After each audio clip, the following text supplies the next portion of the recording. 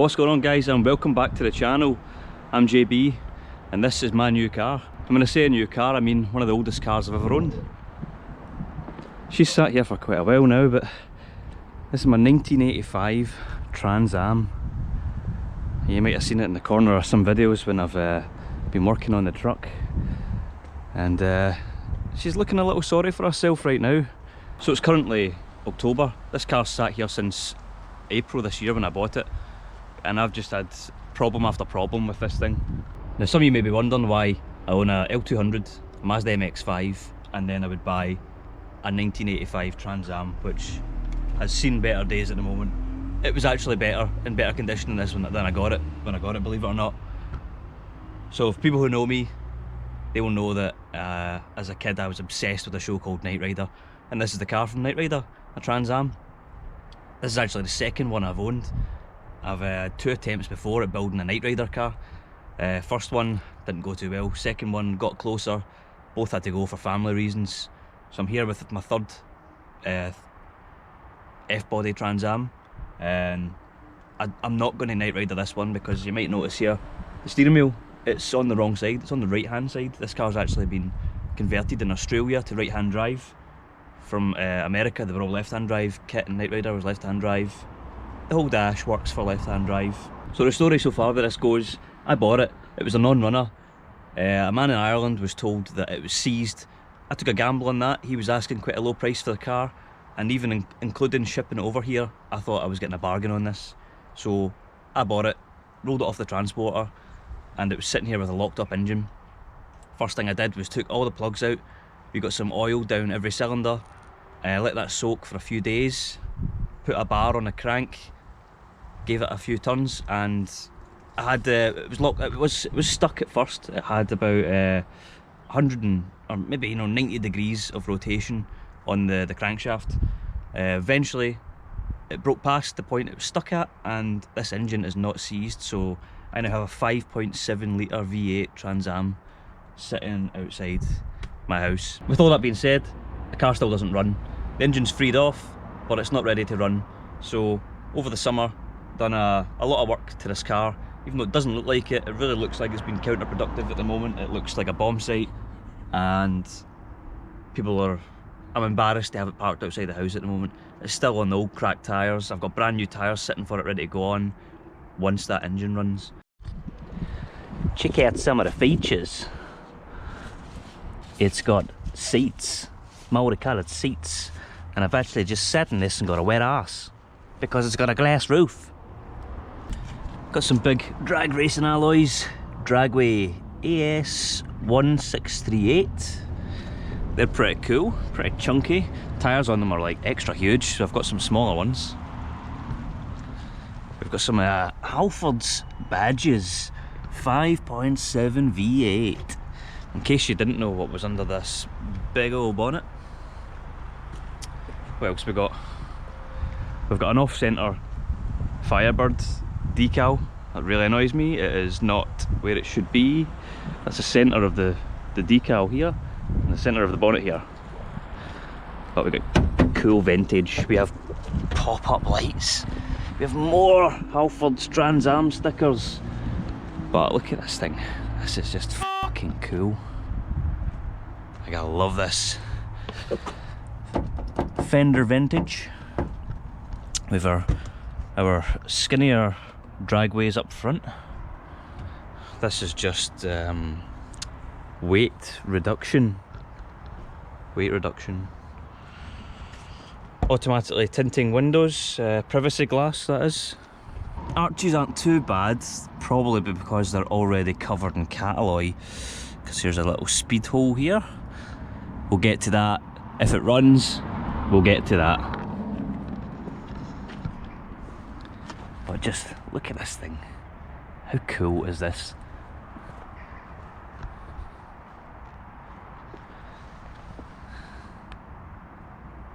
I mean, just look at the thing sitting here. It gets more attention than any car on this street. Here's some footage of me working away in this throughout the summer. First thing we had to do was replace the ignition cylinder. I started with the wrong cylinder because I was sent the wrong one by the previous owner. I then got the new one, and then we set about doing other bits and bobs, leads, spark plugs, draining the fuel tank.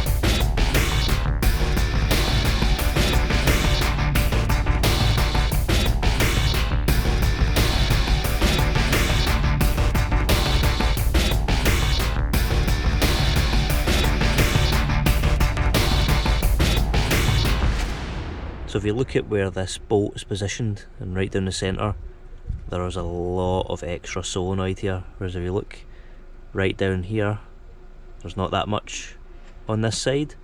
So this side is hitting my exhaust manifold. I can't even get this starter in with the exhaust headers on. So that brings us to the here and the now. I've bought incorrect starter from USA that was for a bigger flywheel than what's on this. I had the original starter on this refurbished by a trustworthy place in Glasgow. It died, so now I have a second brand new starter motor from Rock Auto in the States. Ordered Thursday night, and it arrived on the Monday, super fast. So gonna get that on this weekend, and then we might hear this car run for the first time. Well, I do also have I bought some hooker headers for it as well, just in case manifold and starter clearance issues were a problem. So we'll put them on and at least have some sort of manifold on this when we run it for the first time. Thanks for watching, guys. We'll see you in the next one.